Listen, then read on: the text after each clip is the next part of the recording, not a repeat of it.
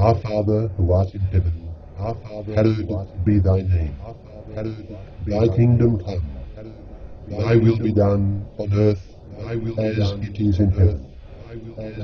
Give us this day our daily bread, and forgive us our trespasses, as we forgive those who trespass against us. And lead us not into temptation, but deliver us from evil.